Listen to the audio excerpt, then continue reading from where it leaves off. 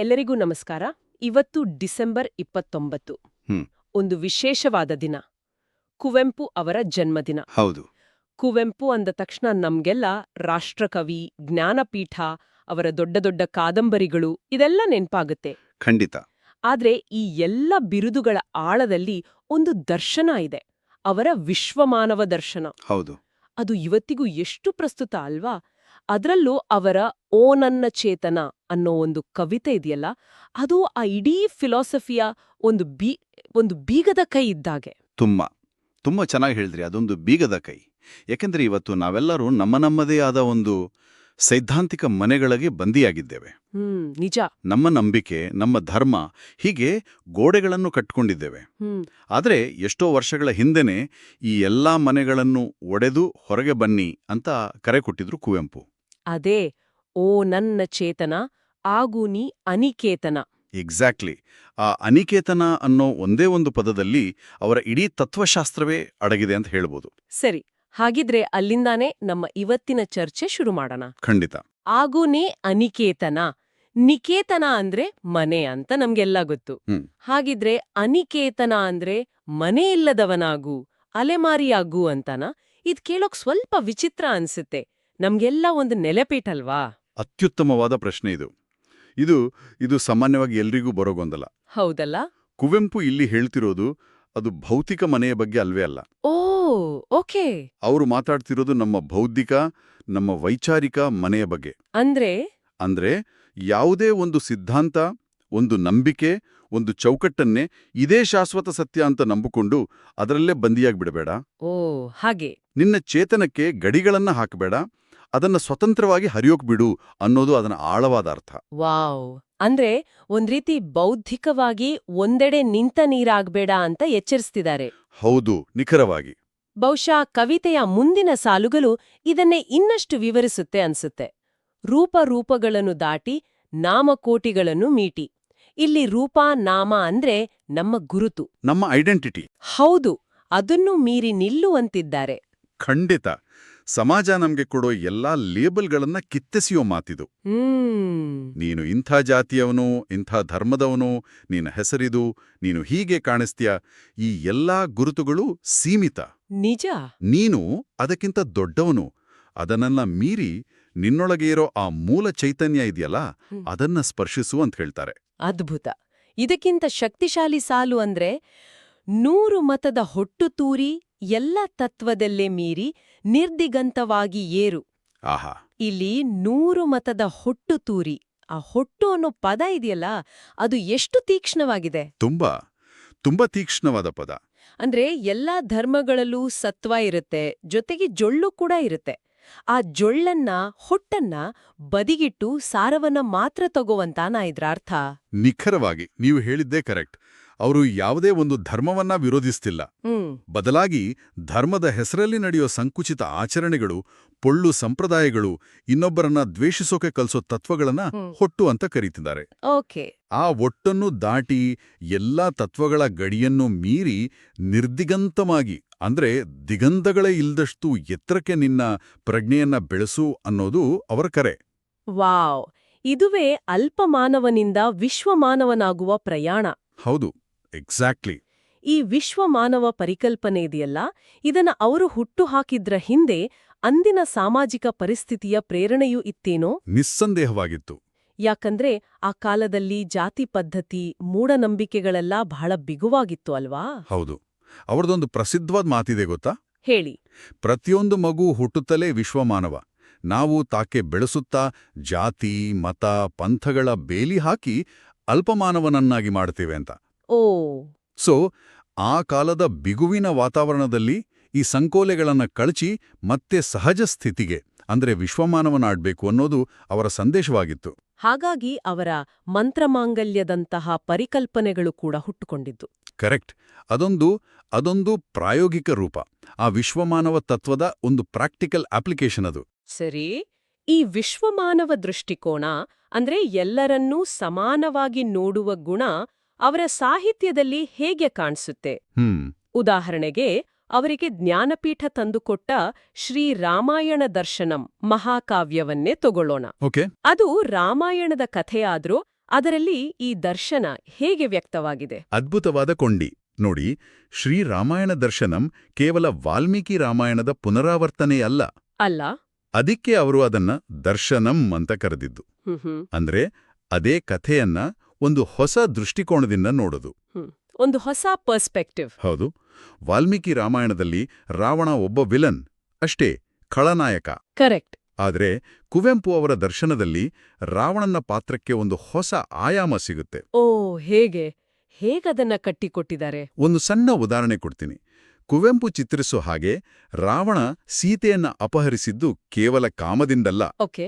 ಬದಲಾಗಿ ತನ್ನ ತಂಗಿ ಶೂರ್ಪನಖಿಗೆ ಆದ ಅವಮಾನಕ್ಕೆ ಪ್ರತಿಕಾರ ತೀರಿಸಿಕೊಳ್ಳುದು. ಒಬ್ಬ ಅಣ್ಣನಾಗಿ, ಒಬ್ಬ ರಾಜನಾಗಿ ತನ್ನ ಧರ್ಮ ಅಂತ ಅವನು ಭಾವಿಸ್ತಾನೆ. ಅಂದ್ರೆ ಅವನ ಕಾರ್ಯದ ಹಿಂದಿನ ಪ್ರೇರಣೆಯನ್ನ ತೋರಿಸ್ತಾರೆ. ಹೌದು. ಅವನ ಕಾರ್ಯವನ್ನ ಸಮರ್ಥಿಸಲ್ಲ, ಆದರೆ ಆ ಪ್ರೇರಣೆಯನ್ನ ಒಂದು ಮಾನವೀಯ ನೆಲೆಯಲ್ಲಿ ತೋರಿಸ್ತಾರೆ. ವಾವ್.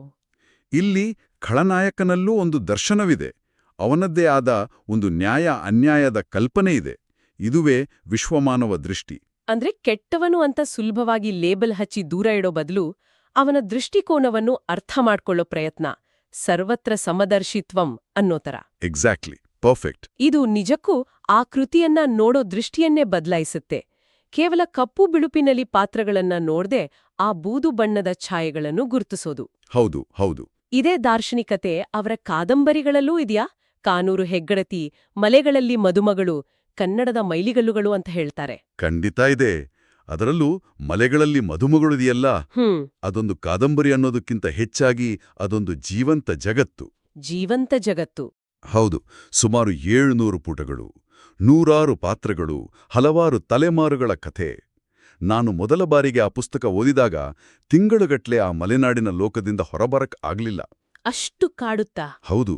ಅಲ್ಲಿನ ಐತಾಳ, ಥಿಮ್ಮಿ, ಪಿಂಚಲು, ದೇವಯ್ಯ, ಈ ಪಾತ್ರಗಳೆಲ್ಲ ನಮ್ಮ ಮನೆಯವರ ಥರ, ನಮ್ಮ ಸುತ್ತಮುತ್ತ ಇರೋರ ಥರನೇ ಅನಿಸ್ಬಿಟ್ಟಿದ್ರು. 100 ಪಾತ್ರಗಳು ಒಂದು ಕಾದಂಬರಿಯಲ್ಲಿ ಅಷ್ಟೊಂದು ವಿಸ್ತಾರ, ಅಷ್ಟೊಂದು ಜೀವಂತಿಕೆಯನ್ನ ಹಿಡಿದಿಡೋದು ಹೇಗೆ ಸಾಧ್ಯ? ಅದೇ ಕುವೆಂಪು ಅವರ ಪ್ರತಿಭೆ. ಆ ಕೃತಿಯ ಯಾವುದಾದರೂ ಒಂದು ಪಾತ್ರ ಅಥವಾ ಒಂದು ಘಟನೆ ಇವತ್ತಿಗೂ ನಿಮ್ಮನ್ನ ಕಾಡೋದಿದೆಯಾ? ಖಂಡಿತ ಕಾಡುತ್ತೆ. ಅದರಲ್ಲಿ ಗುತ್ತಿ ಮತ್ತು ತಿಮ್ಮಿ ಅಂತ 2 ಪಾತ್ರಗಳು ಬರ್ತವೆ. ಸಮಾಜದ ಕೆಳಸ್ತರದಿಂದ ಬಂದವರು. ಗುತ್ತಿ ತನ್ನ ಪ್ರಿಯಸಿ ತಿಮ್ಮಿಗಾಗಿ ಪಡೋ ಕಷ್ಟ, ಅವರ ನಡುವಿನ ಮುಗ್ಧ ಪ್ರೀತಿ, ಆಮೇಲೆ ಜಾತಿ ವ್ಯವಸ್ಥೆಯ ಕ್ರೌರ್ಯಕ್ಕೆ ಅವರು ಬಲಿಯಾಗೋ ರೀತಿ, ಇದನ್ನೆಲ್ಲ ಕುವೆಂಪು ಕಟ್ಟಿಕೊಡುವಾಗ ಎಲ್ಲಿಯೂ ಭಾವವೇಶಕ್ಕೊಳಗಾಗಲ್ಲ. ತುಂಬ ಸಂಯಮದಿಂದ ಪ್ರಕೃತಿಯ ಹಿನ್ನೆಲೆಯಲ್ಲಿ ಮಾನವ ಸಂಬಂಧಗಳ ಸಂಕೀರ್ಣತೆಯನ್ನು ತೆರೆದಿಡ್ತಾರೆ. ಅಲ್ಲಿ ಪ್ರತಿಯೊಂದು ಪಾತ್ರಕ್ಕೂ ಅದರದ್ದೇ ಆದ ಘನತೆ ಇದೆ. ಯಾರು ಸಂಪೂರ್ಣ ಒಳ್ಳೆಯವರಲ್ಲ, ಯಾರು ಸಂಪೂರ್ಣ ಕೆಟ್ಟವರಲ್ಲ. ಹೌದು. ಈ ದೃಷ್ಟಿಕೋನವೇ ಅವರನ್ನು ವಿಶ್ವಮಾನವ ದಾರ್ಶನಿಕರನ್ನಾಗಿ ಮಾಡೋದು. ಪ್ರಕೃತಿಯ ಬಗ್ಗೆ ಹೇಳಿದ್ರೆ ಅವರನ್ನು ಕನ್ನಡದ ವರ್ಡ್ಸ್ವರ್ತ್ ಅಂತನೂ ಕರೀತಾರಲ್ಲ. ಹೌದು. ಪ್ರಕೃತಿಯವರ ಪಾಲಿಗೆ ಕೇವಲ ಒಂದು ಹಿನ್ನೆಲೆ ಆಗಿತ್ತಾ ಅಥವಾ ಅದಕ್ಕಿಂತ ಮಿಗಿಲಾದ ಸ್ಥಾನವಿತ್ತಾ? ಇಲ್ಲ, ಕೇವಲ ಹಿನ್ನೆಲೆ ಅಲ್ಲ. ಕುವೆಂಪು ಅವರಿಗೆ ಪ್ರಕೃತಿ ಅನ್ನೋದು ಒಂದು ಚೈತನ್ಯ, ಅದೊಂದು ಪಾತ್ರ, ಒಂದು ಕ್ಯಾರೆಕ್ಟರ್. ಹೌದು. ಅವರ ಹಸಿರು ಕವಿತೆಯ ಸಾಲುಗಳನ್ನು ನೋಡಿ, ಹಸಿರಾಗಲಿ ನಮ್ಮುಸಿರು, ಹಸಿರಾಗಲಿ ನಮ್ಮೆದೆಯ ಹಸಿರು. ಪ್ರಕೃತಿಯಲ್ಲಿ ಅವರು ದೈವಿಕತೆಯನ್ನ ಕಂಡ್ರು. ಮಲೆನಾಡಿನ ಮಳೆ, ಕಾಡು, ಪ್ರಾಣಿ ಪಕ್ಷಿಗಳು, ಅಲ್ಲಿನ ಜನರ ಬದುಕು, ಇವೆಲ್ಲವೂ ಅವರ ಕೃತಿಗಳಲ್ಲಿ ಒಂದಕ್ಕೊಂದು ಸೇರ್ಕೊಂಡಿದವೆ.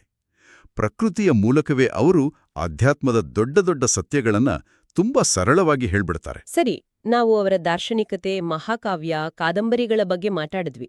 ಆದರೆ ಅವರು ಸಾಮಾಜಿಕ ಅಸಮಾನತೆಗಳ ಬಗ್ಗೆ ನೇರವಾಗಿ ಮಾತಾಡದ ಉದಾಹರಣೆಗಳಿವೆಯಾ? ಅವರ ನಾಟಕಗಳಲ್ಲಿ ಇದು ವ್ಯಕ್ತವಾಗಿದೆಯಾ? ಖಂಡಿತ.